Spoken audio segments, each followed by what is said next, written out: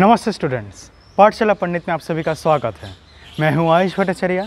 आज हम देखेंगे कि लीनियर ट्रांसफॉर्मेशंस मैट्रिसेस के सहारे कैसे किया जाता है। ओके, तो चलो पहले लिख देते हैं।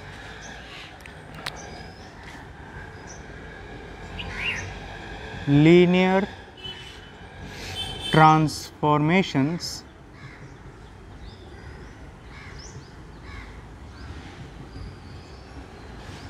Using matrices. ठीक है, लीनियर ट्रांसफॉर्मेशन यूजिंग मैट्रिसेस। तो देखो, अभी हमने क्या देखा था पिछले वीडियो में कि ऐसे कोई सोचो रेंज दिया गया है, I mean real numbers of 2 R2 दिया गया है, जहाँ पे एक नंबर है और नीचे एक नंबर है। तो वो कुछ वैल्यू देगा, सोचो 2 दे सकता है या फिर 3 अलग अलग वैल्यू दे सकता है। ऐसा हमने पिछले वीडियो में देखा था। ओके, अब ये जो ट्रांसफॉर्मेशंस है, ये हम मैट्रिसेस के सहारे भी कर सकते हैं। ऑलराइट, जैसे कि चलो एक एग्जांपल ही ले लेते हैं और उससे हम हर प्रकार के क्वेश्चंस जो इस टॉपिक में आ सकता है वो देखते हैं। ठीक है, तो क्वेश्चन है let a equal to 1 2 3 1 2 3 -1 2 1 okay, ये है a। ओके, साथ साथ u equal to 1 3 -1 1 3 -1 and b। Okay, b is equals to 1 and -1। Okay, 1 and -1। ठीक है, तो ये है हमारा मेन क्वेश्चन। ओके, इसके अंदर 3 सब क्वेश्चन आएंगे, एक एक करके देखते जाएंगे। हाँ, और एक चीज़ हमें लिखना है, TR3 to R2। Okay, TR3 to R2 मतलब ये 3 वैल्यूज़ लेगा और 2 वैल्यूज़ देगा। ओके, 3 नंबर्स लेगा और 2 नंबर्स और आंसर के रूप में देगा, which is defined as Tx is equals to Ax। Correct, Tx is equals to Ax। मतलब यदि हमने इधर कुछ भी ऐसे मतलब इस प्रकार के मैट्रिक्स ले, ठीक है, हमने इधर अगर किसी भी प्रकार के ऐसे मैट्रिक्स ले तो उसका आंसर क्या होना चाहिए? उसका आंसर कुछ ऐसे होगा, वो वैल्यूज़ कुछ ऐसे देगा कि उसी x को हमें पहले a से मल्टीप्लाई कर देना है। ठीक है, याद रखना ये ऑर्डर मैटर करता है। मैंने इधर x a नहीं लिखा है, ठीक है, ax लिखा है, तो इस ऑर्डर का ध्यान रखना। क्वेश्चन ही ऐसा है, तो अब हम देखेंगे इसका आंसर। ठीक है, तो ठीक है, ये तो मेन क्वेश्चन था। और जो पहला सब क्वेश्चन है find t of u। Okay, हमें ये t ऑफ u ढूंढना है, मतलब u पर ट्रांसफॉर्मेशंस करने के बाद क्या वैल्यूज़ आ रहे हैं। ठीक है, ये पहला क्वेश्चन है। क्या होता है, Tx is equals to Ax है। ओके, अब हम एक एक करके देखते जाएंगे। पहले हम क्या करेंगे, पहले हम कोडोमेन ढूंढेंगे। ये कोडोमेन है, करेक्ट। मैंने पहले क्या दिखाया था पिछले वीडियो में कि T U is equals to V। ठीक है, अगर हमने ऐसे लिया तो फिर T मतलब ये डोमेन हो गया और ये कोडोमेन हो गया। ठीक है, ये डोमेन हो गया या कोडोमेन हो गया, ऐसा मैंने बताया था। कोडोमेन कुछ रेंज की तरह ही रहता है, थोड़ा अलग रहता है, पर ठीक है, अभी के लिए हम मान सकते हैं कि वो रेंज की तरह ही होता है। तो ये डोमेन और ये कोडोमेन हो गया। ठीक है, एक काम कर सकते हो, इसे ऐसे भी याद रख सकते हो, TD is equals to C। Okay, ऐसे भी याद रख सकते हो, या फिर CO, TD is equals to CO, ऐसे भी याद रख सकते हो। मतलब ये मैं आपके आपको समझाने के लिए मैं बता रहा हूँ कि ये है डोमेन और ये है कोडोमेन। ओके, ट्रांसफॉर्मेशंस करने के बाद कोडोमेन में बदल जाता है। तो इधर हम कैसे 3 प्रकार के क्वेश्चंस देखेंगे। एक कि ये कोडोमेन क्या है, जैसे ये वाला, इसमें हम क्या ढूंढ रहे हैं, इसमें हम कोडोमेन ढूंढ रहे हैं। इज इक्वल्स टू क्या होगा, यही तो ढूंढ रहे हैं ना, तो कोडोमेन ढूंढ रहे हैं इधर। फिर अगले सब क्वेश्चन में हम जाएंगे तो हम ढूंढेंगे, अगले सब क्वेश्चन में हम ढूंढेंगे कि डोमेन क्या है। ठीक है, कोडोमेन दिया गया रहेगा, फिर हम ढूंढेंगे कि डोमेन क्या है। और आखिरी क्वेश्चन में, आखिरी सब क्वेश्चन में हम देखेंगे कि डोमेन दिया गया है, कोडोमेन भी दिया गया है, हमें देखना है कि ट्रांसफॉर्मेशन क्या है एक्चुअली, एग्जैक्टली वो ट्रांसफॉर्मेशंस है क्या, वो हम देखेंगे। तो चलो एक एक करके देखते रहते हैं। ट्रांसफॉर्मेशन ऑफ यू, ओके, तो ट्रांसफॉर्मेशन ऑफ यू का मतलब क्या हुआ, T X is equals to A X, ये तो क्वेश्चन में ही दिया गया है, ओके ठीक है। Therefore T U is equals to A U, of course. तो इसका मतलब क्या हुआ, इसका मतलब ये हुआ कि 1 2 3 -1 1 2 3 -1 2 1 को मल्टीप्लाई करना पड़ेगा, ठीक है। ऑर्डर का ध्यान रखना, ठीक है, इसको इसके इस साइड में मत डाल देना, ओके, ऑर्डर का ध्यान रखना क्योंकि मैट्रिसेस में ऑर्डर मैटर करता है, ठीक है, मैटर करता है। तो चलो अभी इसको मल्टीप्लाई करते हैं तो क्या बनेगा, इसका ना, चलिए इसका इधर ही लिख देता है, छोड़ो। इसका बनेगा 1 6 -3, so it will be 3 and -1 6 which is 5 -1 4, क्या ये करेक्ट है? No wait a minute, 1 6 7, okay 7 -3 is 4, okay sorry, ये 4 होगा इधर, ओके। तो चलो अभी 4 and 4 हमें मिला, ठीक है, आंसर में हमें 4 and 4 मिला, तो यही आंसर है, बस कोडोमेन हमें मिल गया, करेक्ट। अगर डोमेन कहाँ गया, डोमेन अगर यू है, मतलब डोमेन अगर ये है तो कोडोमेन ये रहेगा, ठीक है, और ये इसको सेटिस्फाई कर रहा है। डोमेन अगर 3 है तो कोडोमेन 2 है, ये सेटिस्फाई हो गया। तो चलो ये तो है पहला सब क्वेश्चन जहाँ पे हमें कोडोमेन ढूंढना था। अब हमें डोमेन ढूंढना है, ओके, अब हमें डोमेन ढूंढना है। तो एक काम करता हूँ, ये स्क्रीनशॉट ले लो या नोट कर लो, नोट करना सबसे अच्छी बात होती है, उसके बाद मैं इसे इरेज कर देता हूँ।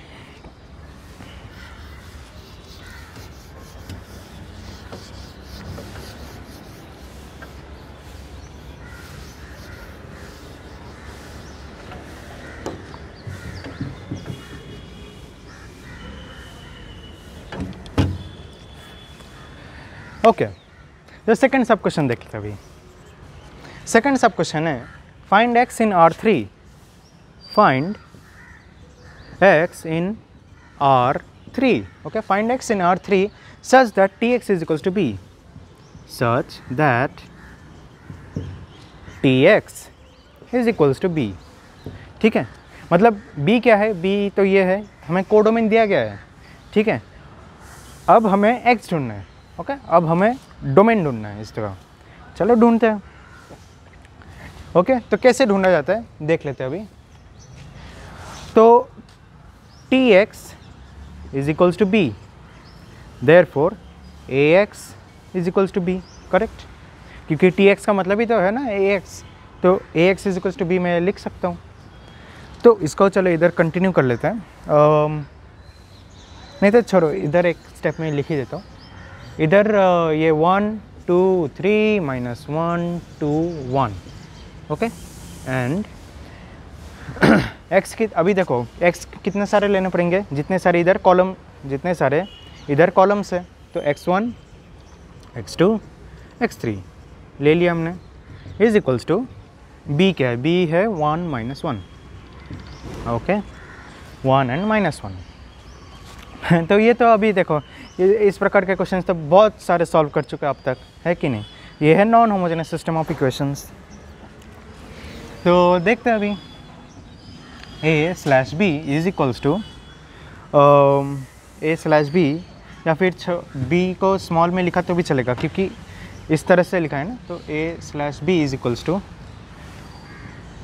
1 2 3 1 1 2 3 1 -1 2 -1 2 1 -1 1 -1, ठीक है। और बीच में एक लाइन ड्रॉ करना मत भूलना, ठीक है, अगर नहीं ड्रॉ करोगे तो मार्क्स कट जाएंगे, ओके। तो अभी इसे रिड्यूस करते हैं, ठीक है, इसे अभी हम रिड्यूस करते हैं। तो देखो इसको रिड्यूस करने के बाद वो कुछ ऐसे बनेगा, 1 2 3 1 0 4 4 0, करेक्ट। मैं भी एक बार चेक कर लेता हूँ, करेक्ट, ठीक है। मैंने क्या किया, करेक्ट, मैंने इधर R2 + R1 कर दिया। अगर यही सोच रहेंगे तो करेक्ट है। तो अब क्या है, अब हम देख सकते हैं कि पहली बात तो ये कंसिस्टेंट है, rank A slash B is equals to rank of A, correct. तो कंसिस्टेंट तो हो गया। अब बात ये है कि अननोन्स कितने सारे हैं, अननोन्स हमारे पास है 3, ठीक है, 1 2 3 अननोन्स है, लेकिन रैंक क्या है, रैंक हमारा 2 है, ओके। अननोन्स या फिर नंबर ऑफ अननोन्स, ठीक है, एक ही बात है, वो तो 3 है। देयरफॉर पैरामीटर्स कितने सारे रहेंगे, पैरामीटर्स मतलब हम जो बाद में k लेते हैं ना, let x3 is equals to k, फिर बाकी सबका सॉल्व करते हैं, वो है पैरामीटर्स। तो पैरामीटर्स कितने सारे हैं, पैरामीटर्स होंगे 3 - 2 इज इक्वल्स टू 1, एक पैरामीटर हमें लेना पड़ेगा, ओके। तो एग्जैक्टली कहाँ पे ले पैरामीटर, तो देखो जैसे कि मैंने बताया, इधर से जाओ जाओ जाओ, जहाँ पे नॉन ज़ीरो देखे रुक जाओ, ठीक है, यहाँ पे रुक गए, फिर नीचे जाओ, non zero non zero non zero, इधर नॉन ज़ीरो, तो ये पिवट एलिमेंट्स कहते हैं इसे। तो इधर और इधर हमें कोई पैरामीटर नहीं लेना है, ठीक है। जो छूट गया, जैसे कि ये कॉलम छूट गया, तो उधर पैरामीटर लेना है। तो ये तो x3 का कॉलम है, ये x3 का कॉलम है, तो x3 में हम अभी x3 में अब हम पैरामीटर लेंगे। So let x3 is equals to k, okay, let x3 is equals to k, therefore 4x2 + 4x3 is equals to 0, therefore okay 4 इधर मैं सीधा लिख सकता हूँ x2 4 से मैं डिवाइड कर रहा हूँ, okay, x2 + x3 is equals to 0, x2 is equals to minus of x3 is equals to क्या होगा, is equals to minus of k, correct. x2 is equals to minus of k, okay.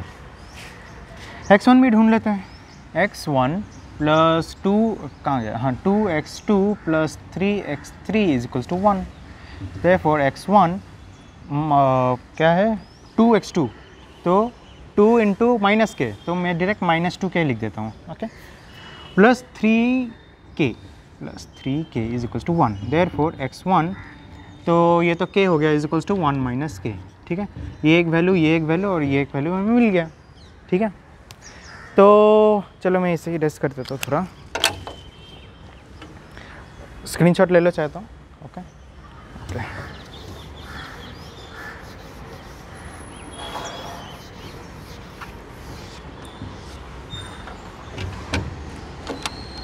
सो क्या होगा इसमें इसमें x1 x2 x3 is equals to k को अगर हम बाहर ले ले तो क्या होगा, इधर x1 है 1 - k, okay, it is 1 - k, नहीं तो छोड़ो k को बाहर नहीं लेते, अंदर ही रखते हैं, 1 - k, and x2 is minus of k, x3 is k, okay. ये है उसके आंसर्स, ओके, ये है उसके आंसर्स। तो ये है मतलब ये है डोमेन, ओके, ये है इसका डोमेन। हमें x जो सेकंड सब क्वेश्चन था, चाहे तो वीडियो को रिवाइंड कर लो और जो सेकंड सब क्वेश्चन है उससे देख लो, उधर क्या लिखा गया था कि x ढूंढो, ऐसा x ढूंढो कि कोडोमेन ये मिले। तो अगर हम इसके साथ इस चीज़ को अगर हम इधर रखें और मल्टीप्लाई करें, मतलब a के साथ ये चीज़, a के साथ ये चीज़ मल्टीप्लाई करें, तो फिर आंसर में यही मिलेगा हमें, ठीक है। चाहे तो चेक कर लो, ओके, चाहे तो चेक कर लो और फिर पता चल जाएगा, विश्वास हो ही जाएगा, ठीक है। चाहे कोई भी वैल्यूज़ डाल दे इधर, कुछ फ़र्क नहीं पड़ेगा, लेकिन वो आंसर में यही देगा, ओके। तो ठीक है, ये सेकंड सब क्वेश्चन हो गया। अब हम तीसरा क्वेश्चन देखते हैं, ओके। तीसरा क्वेश्चन सबसे बढ़िया है। तीसरे क्वेश्चन में हमें क्या हाँ ट्रांसफॉर्मेशन एग्जैक्टली है क्या, वो ढूंढना है, ठीक है। चलो देखते हैं अभी। और हाँ, जब तक मैं ये बोर्ड को इरेज करता हूँ तब तक आप वीडियो को एक लाइक दे दीजिए अगर अच्छा लगे तो, ठीक है। और कैसा लग रहा है ये वीडियो देखकर वो एक बार नीचे कमेंट भी कर दीजिए, ठीक है। तो इससे क्या है, बाकी जो स्टूडेंट्स हैं वो देखेंगे और उनको भी विश्वास होगा कि हाँ मतलब अच्छा सिखा रहा हूँ मैं। अगर अच्छा लगे तो प्लीज़ लाइक कीजिए, और हाँ अगर सब्सक्राइब नहीं किया तो वो तो सबसे पहले कीजिए सब्सक्राइब, ओके। तो इससे बाकियों को भी हेल्प होती है, बाकियों के पास भी ये वीडियो पहुंचता है। ठीक है, तो चलो अभी थर्ड सब क्वेश्चन देख लेते हैं। थर्ड सब क्वेश्चन है लेट ओके, ये थोड़ा लंबा है।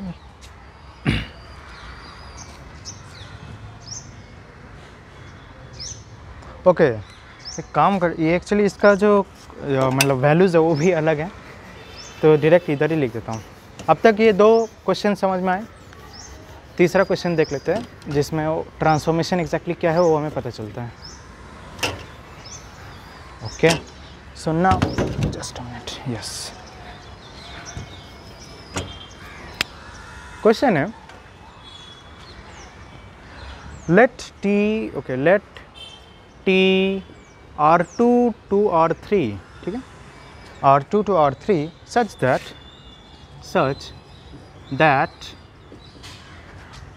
t11 is equals to क्या 230 है ना, हाँ okay 230 okay, and t25 is equals to 0 minus 1 0, very well, 0 minus 1 0. Okay, so find t x y, find t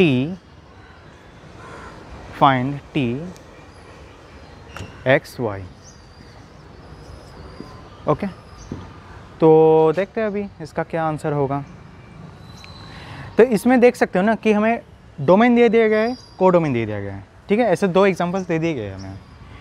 तो अभी हमें दिखाना है कि एग्जैक्टली ट्रांसफॉर्मेशन क्या हो रहा है, मतलब वो कौन से हम फार्मूला इधर लगा रहे 1,1,1 पे जिससे वो 230 दे रहे हैं, या फिर वो कौन से फार्मूला है, एक ही फार्मूला एक्चुअली जो 25 पे लग रहा है और आंसर ये दे रहा है।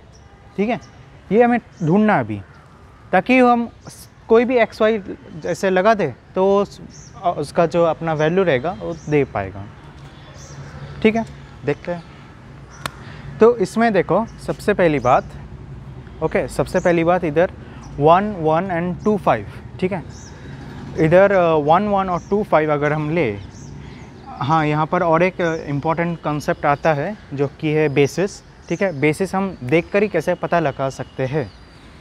तो देखो, एक हम सोचो ग्राफ बना रहे हैं, तो ग्राफ में पहली बात 1,1 प्लॉट करो जो कि कुछ इधर होगा, एंड 2,5 प्लॉट करो, तो 2,5 तो कुछ इधर ही होगा। ठीक है, थोड़ा इधर ही होगा, तो ऐसे लाइन्स ड्रॉ करो। ठीक है, ये 1,1 है और ये 2,5 है, 1,1 2,5। तो हम देख सकते हैं कि ये दोनों अलग है। मैं एक बार चेक कर लेता हूँ कि क्लियरली आ रहा है कि नहीं। ओके, ठीक है, तो 1,1 एंड 2,5 ये दोनों अलग अलग हैं, और इसमें अलग अलग अगर है तो जैसे कि मैंने बताया कि दो वेक्टर्स अगर इंडिपेंडेंट है तो एक दूसरे पर निर्भर नहीं करेंगे। मतलब अगर सोचो ये चीज़ कुछ इधर रहता, ठीक है, कुछ इधर रहता, ये दोनों एक ही लाइन पे है ना, तो फिर ये तो एक दूसरे पर डिपेंड कर रहे हैं। ठीक है, मैं इस वेक्टर को मल्टीप्लाइड बाय 2 या 3 जितना भी हो ताकि ये इधर तक पहुंच जाए, मैं कर सकता हूं। तो उसका मतलब ये वेक्टर इस पर डिपेंड हो सकता है, इस पर जस्ट एक कुछ नंबर मल्टीप्लाई कर दो तो ये उधर तक चला जाएगा, करेक्ट। लेकिन क्या मैं इस पर कोई भी नंबर मल्टीप्लाई करने पर इसको यहाँ तक ला सकता हूँ? नहीं ला पाऊँगा। ठीक है, नहीं ला पाऊँगा, जब तक कि वो एक लाइन पे ना आए तब तक वो नहीं हो पाएगा। ठीक है, नहीं हो पाएगा बस। तो इसलिए जब देख रहे कि एक लाइन पे नहीं है तब हम आराम से बोल सकते हैं कि ये लीनियरली इंडिपेंडेंट है। ओके, ये लीनियरली इंडिपेंडेंट है। तो लीनियर, तो ठीक है ना। साथ ही साथ हम ये भी देख सकते हैं कि R2 में कितने सारे वेक्टर्स हैं। एक वेक्टर, दो वेक्टर हम अभी के लिए देख पा रहे हैं। तो इसका मतलब कि दो वेक्टर्स, तो R2 के लिए बेसिस में कितने थे? 2 वेक्टर्स थे, R2 के बेसिस में 2 वेक्टर्स थे, इधर भी हमें 2 वेक्टर्स मिल रहे हैं और ये भी देख पा रहे हैं कि ये दोनों इंडिपेंडेंट है। तो इसका मतलब क्या हुआ, ये दोनों बेसिस बन सकते हैं। ओके, ये दोनों बेसिस बन सकते हैं। Basis is equals to 1, 1, 1, 2, 5। Okay, ये दोनों बेसिस बन गए। ओके, एंड नाउ अगर ये दोनों बेसिस बन चुके हैं तो मैं ये भी लिख सकता हूँ कि B मतलब इसे ही मैं कह रहा हूँ B is a spanning set. B is a spanning set, क्योंकि मैंने पहले ही बताया था कि स्पैनिंग सेट कुछ भी हो सकता है, लेकिन उसके अंदर जो मिनिमम लगते हैं उसे बेसिस कहते हैं। मैंने पहले चाहे तो पिछले वीडियो देख लो स्पैनिंग सेट का। तो B को मैं स्पैनिंग सेट भी कह सकता हूँ। Okay, all right. तो इसका मतलब क्या हुआ, इसका मतलब यही हुआ ना कि अगर मैं इसके लीनियर कॉम्बिनेशंस करूँ तो R2 के मतलब कुछ भी हम R2 के हम कोई भी नंबर जनरेट कर सकते हैं। ठीक है, इन दोनों के कॉम्बिनेशन से, लीनियर कॉम्बिनेशन से वही करते हैं। तो इधर मैं लिख देता हूँ XY। ठीक है, कोई भी 2 नंबर्स जनरेट कर सकते हैं ना, is equal to K1 1 1 plus K2 2 5। ठीक है, ओके। सो इसमें होगा क्या, ओके इसमें क्या होगा, XY is equals to K1 plus 2K2 K1 plus 5K2। ठीक है, ऐसे ये बन जाएगा। ऑल राइट, अब देखो जस्ट अ मिनट, एक काम करो, ये स्टेप अभी करने की ज़रूरत नहीं है। ये स्टेप एक्चुअली लगेगा पर बाद में लगेगा। ओके, ये स्टेप बाद में लगेगा। ये समझ में आ गया? ठीक है, तो मैं इसे इरेज कर रहा हूँ। सो अगर ये ऐसे इक्वेशन बन चुका है तो फिर मैं इसे इधर ऐसे भी लिख सकता हूँ, TXY is equals to T K1 1 1 plus TK2 2 5। ठीक है, लिख सकते हैं ऐसे। और हमने ये भी देखा है कि TK11 is equals to KT11। ठीक है, इज इक्वल्स टू KT11, ये भी हमने देखा है। तो कर लेते हैं वैसे ही। ठीक है, वैसे ही कर लेते हैं। TXY is equals to K1 1 1 कैसे हो रहा है यहाँ पर 1 1, यहाँ पर ट्रांसफॉर्मेशन पे 2 3 0 हो जाएगा, 2 3 0 हो जाएगा, प्लस ये 0 K2 0 माइनस 1 0 हो जाएगा। ऑल राइट, ये यही होगा ना। Therefore TXY is equals to 2K1 plus 0। ठीक है, ये 0 हो जाएगा, 3K1 माइनस K2 एंड तो 0 प्लस 0 ही हो गया। ओके, ऐसा ही है ना कुछ। मैं भी देख लेता हूँ।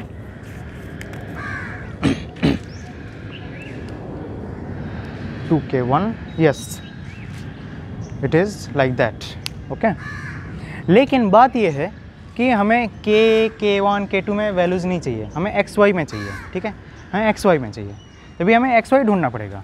तो कैसे ढूंढेंगे, जैसे मैंने इधर इक्वेशंस लिखे थे वैसे हमें इक्वेशंस यहाँ पर लिखना है।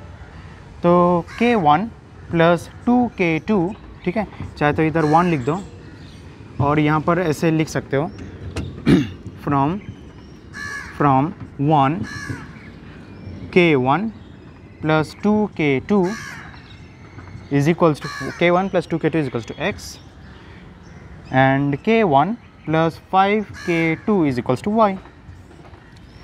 ये इक्वेशन हम बना सकते हैं इधर इसके सहारे। ठीक है, तो बना दो, अभी माइनस कर दो, के ये तो माइनस हो गया, 2 minus 3K2 is equals to X minus Y. Therefore K2 is equals to X minus Y by minus 3। ओके, K2 ऐसे करके हम निकाल सकते हैं। सिमिलरली, ठीक है, अब ये आप खुद सॉल्व करके देख लीजिए। K1 क्या निकलेगा, K1 निकलेगा 5X minus 2Y। Okay, 5X minus 2Y by 3, 5X minus 2Y by 3। ठीक है, सॉल्व करने पर ऐसे ही निकलेगा। Okay, whole by 3। तो हमें अभी K1 और K2 के वैल्यूज़ मिल चुके हैं। यही चीज़ अब हमें इधर सब्सटीट्यूट करना है। ओके, यही चीज़ अब हमें यहाँ पर सब्सटीट्यूट करना है। तो मैं इसे इरेज कर देता हूँ। ओके,